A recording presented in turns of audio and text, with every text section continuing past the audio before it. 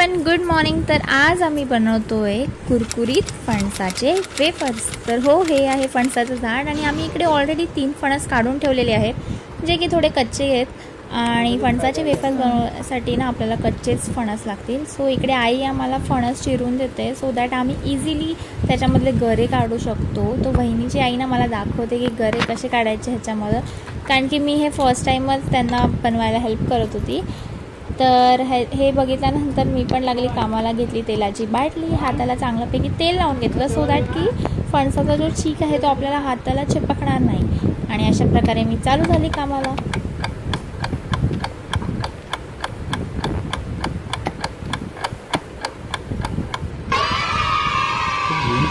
So finally माझ्या हातून निघालंय गरा आणि इथे मी तुम्हाला दाखवते थोडं क्लोजअपमध्ये।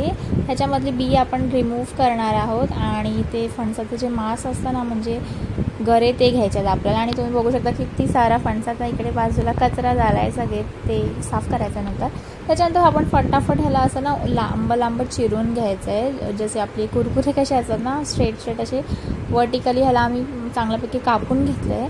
कापून झाल्यानंतर वहिनीच्या आईने फटाफट अशी कढई ठेवली गॅसवर आणि ह्याला घेतला आम्ही डीप फ्राय करायला। हे तेलामध्ये असे आपले कापलेले गरे सोडून द्यायचे आहेत आणि चांगल्यापैकी मिक्स करायचं। त्याच्यानंतर मी वहिनीच्या आईला थोडंसं व्हिडिओमध्ये घेतलं कारण की ते लाजत होते खूप। तर अशा प्रकारे हे आपण बघा चिप्स आपण चांगल्यापैकी मिक्स करूया आणि ह्याच्यामध्ये आपल्याला ना मिठाचं पाणी ॲड करायचं सो दॅट की त्याला थोडंसं सॉल्टी फ्लेवर येईल बस। तर असेच आपल्याला मस्त फ्राय करून घ्यायच्यात अंटिल ते गोल्डन ब्राऊन नाही होणार। आणि गोल्डन ब्राऊन झालं आपल्याला असं चांगल्यापैकी काढून घ्यायचं आणि मग काय आपले फणसाचे वेफर्स रेडी आहेत। तुम्ही बघू शकता किती छान असा कलर आला आहे आणि टेक्स्चर आलं आहे आणि एकदम क्रिस्पी असे होतात।